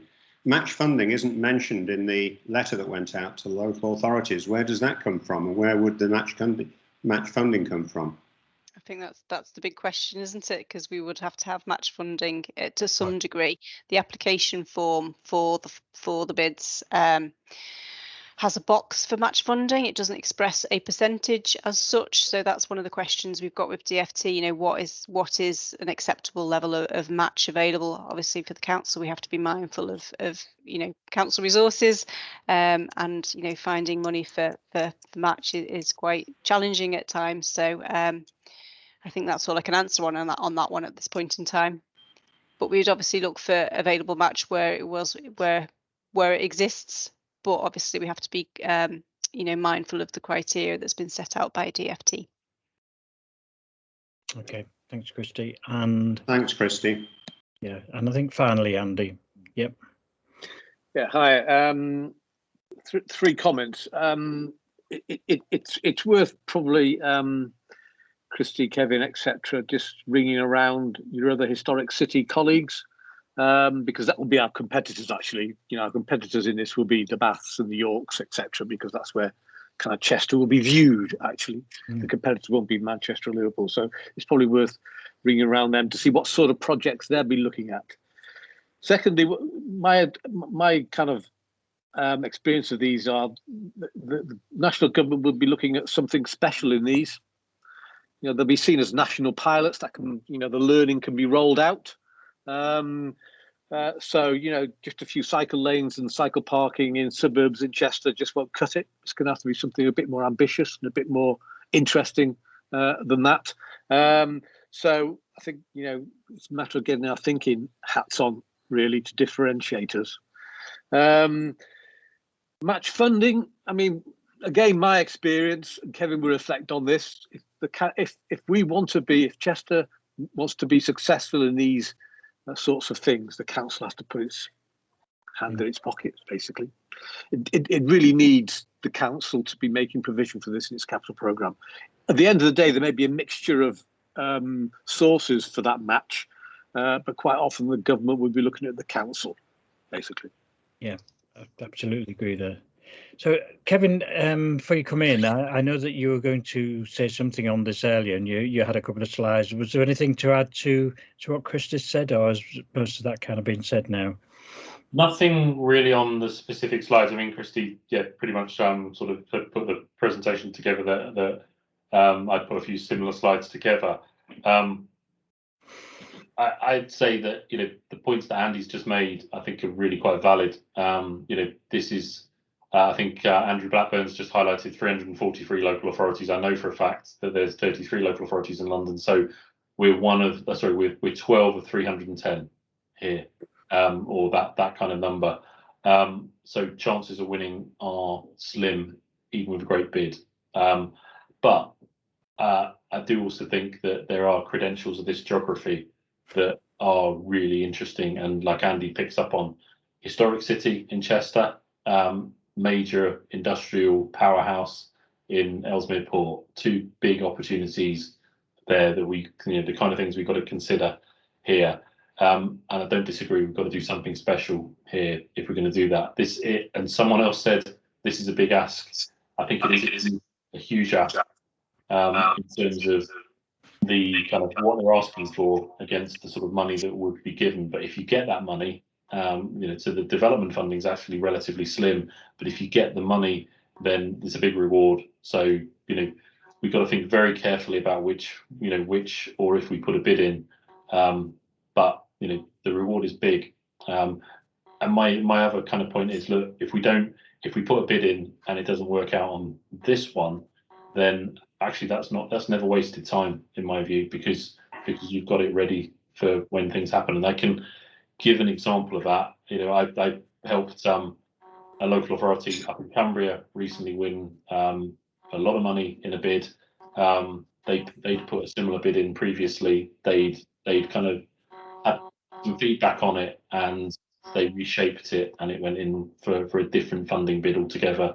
And they got something like nearly £30 million for that particular thing under the Levelling Up Fund. So there's ways and means of doing this. We have to think very carefully, and I make no apologies. And that's where I kind of come to the point that actually, there are some very tough decisions to be made here. But I think there are some, on the positive side, you have got an LC whip, you have got some consultation capabilities, and there are some special things. So, that's not necessarily negative. It does mean that, and I'll sort of defend the officers here, it does mean actually some of those decisions about things like match funding need to be made with members fully on board. And one of the criteria actually is members must be, really behind it. So we've a lot of work to do, but we've got a team, I believe, in Cheshire West that can deliver bids if we go for it.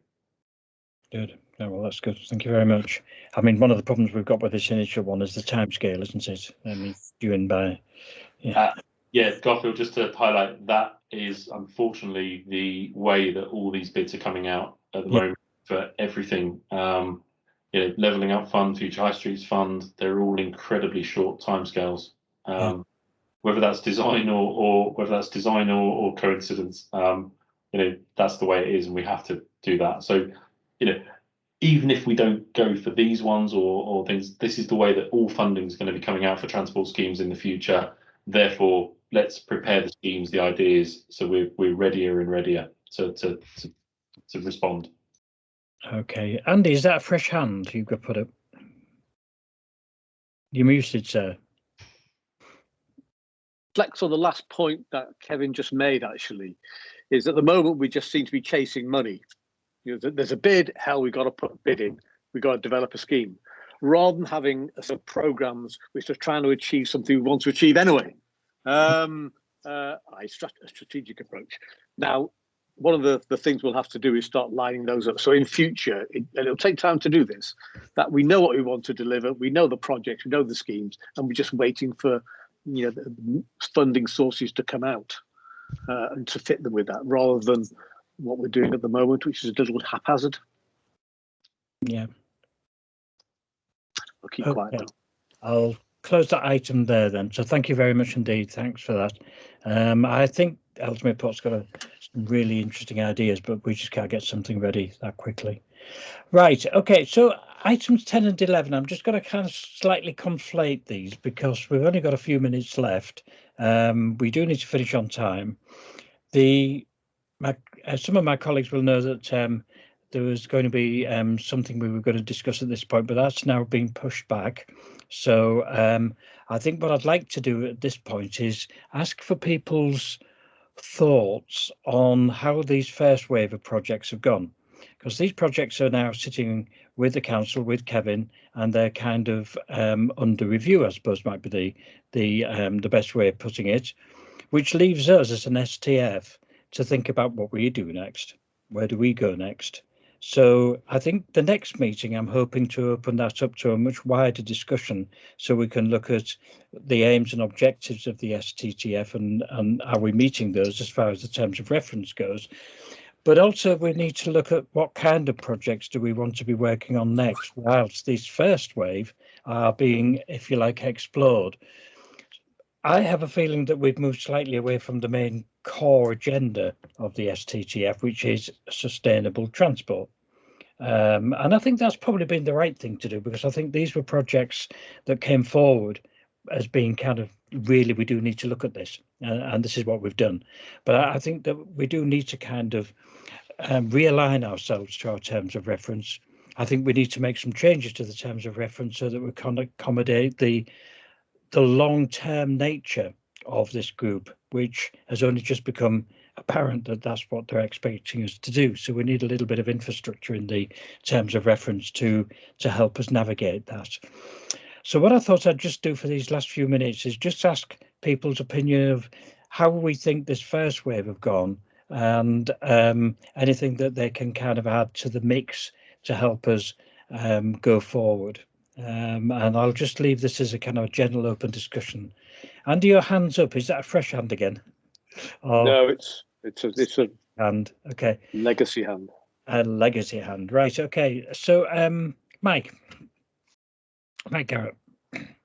Thanks. Well, very quick points. It seems to me, thinking about what Kevin was saying earlier as well, is that we need a strategy in which schemes can be fitted. So I think that word strategy has to be kind of big picture. But I think all forms of transport have to be sustainable. I mean, in the world I live in, deep sea container lines are concerned about being sustainable. So it's simply all transport. It kind of has to fit together and fit that bill, reducing emissions and being safe. So I think the challenge for the group is to come together on an umbrella strategy in which different schemes can all be fitted in. Yeah, no, that's a very valid point. And we also need to think about all forms of transport as well, Mike. You know, exactly. Can I just say, I'll just remind everyone, I was originally on this group to represent freight. Yeah. There's an awful lot of freight in Ellesmere Port. There is indeed. And really, you should be thinking like that, because if you're talking about air quality, trucks, are they going to be hydrogen fueled, battery fueled in the future? Where are the warehouses located? All of these things are very relevant. Absolutely, they are. Yeah. And I just I'm going to request that John Violet turns off his camera, because he's making me very, very hungry, eating his apple pie and custard or whatever it is he's got there. So, John Beckett.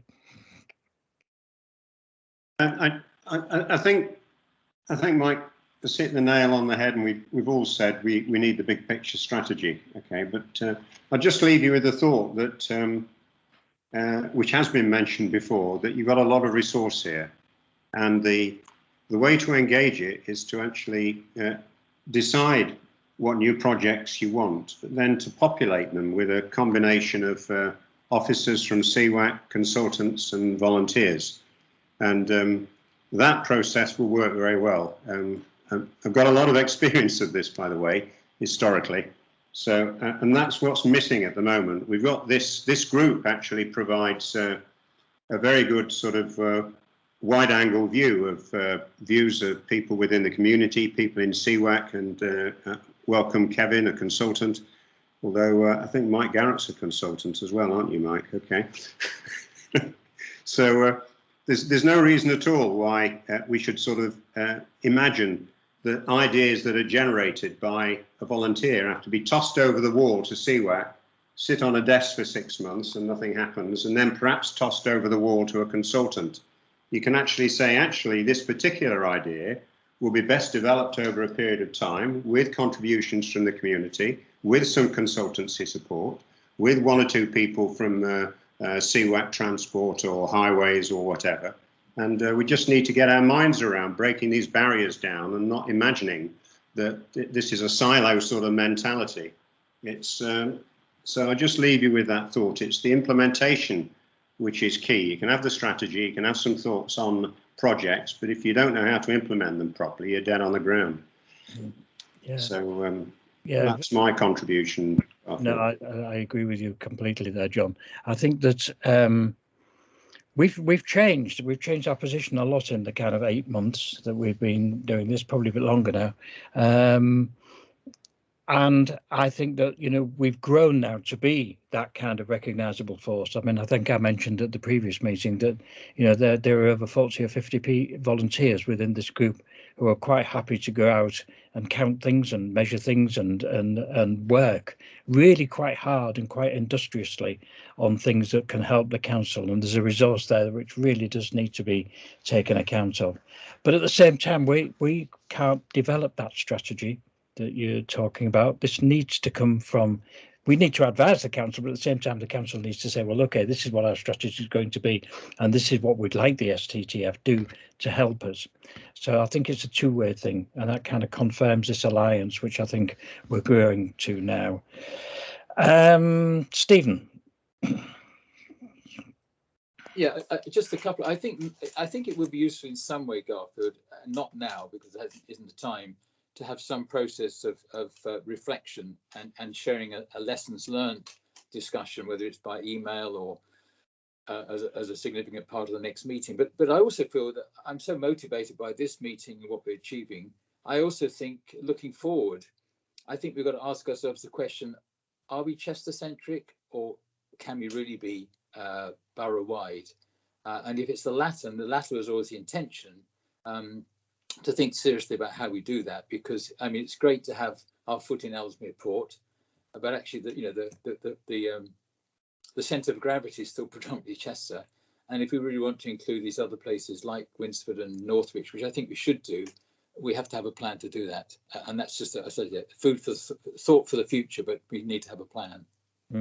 Key things. Yes, thank you, Stephen. Thank you, Kevin. Sorry, I'm just learning to turn my mute off. Yeah, one point. I mean, no, I personally think it's been a pretty positive meeting. Something I was going to say, John, I'm hoping that sort of the meeting on Monday is as productive as the other meetings I've had, in terms of sort of listening and talking through.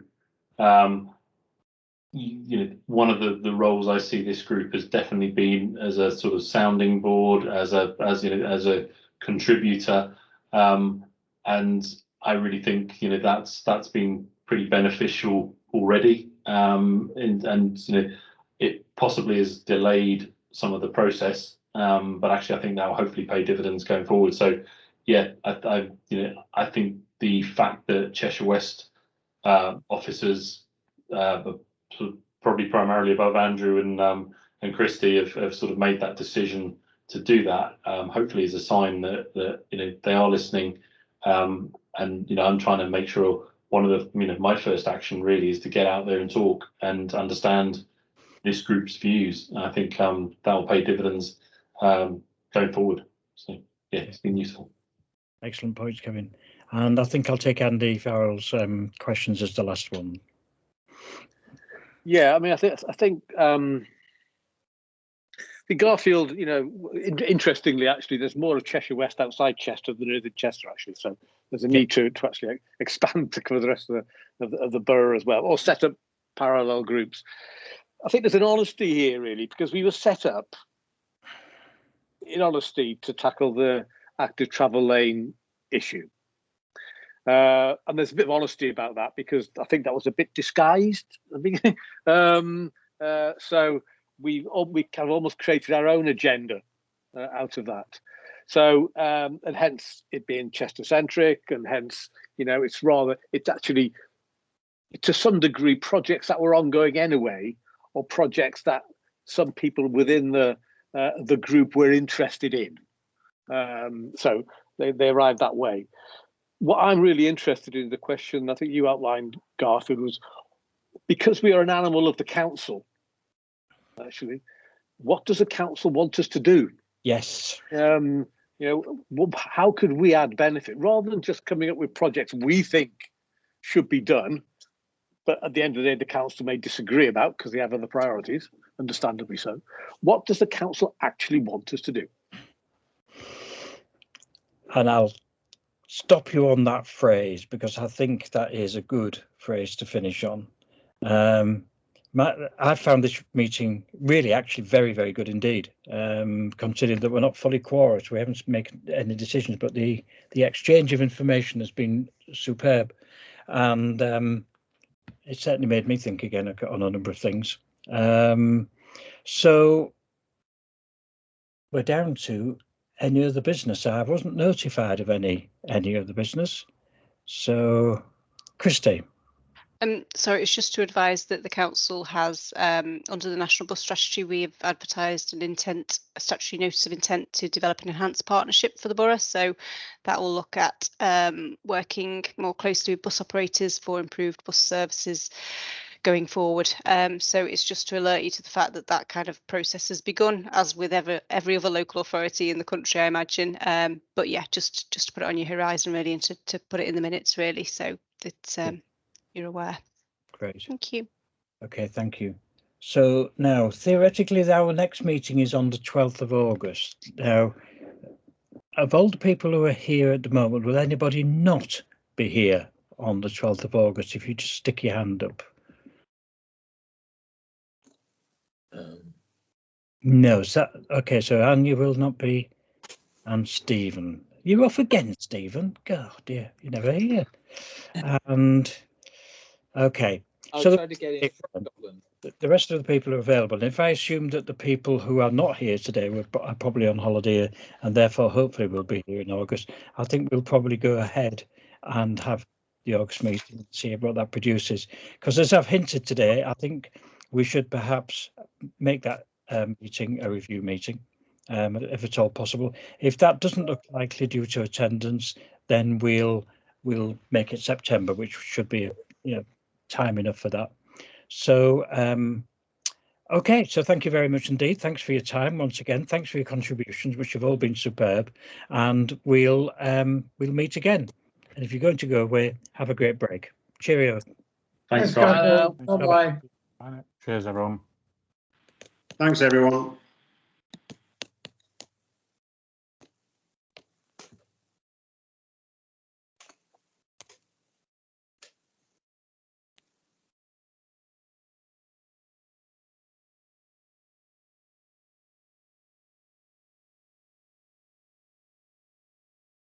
So I just need to stop recording now. Bear with me one sec.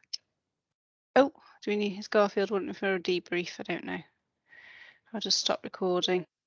Okay.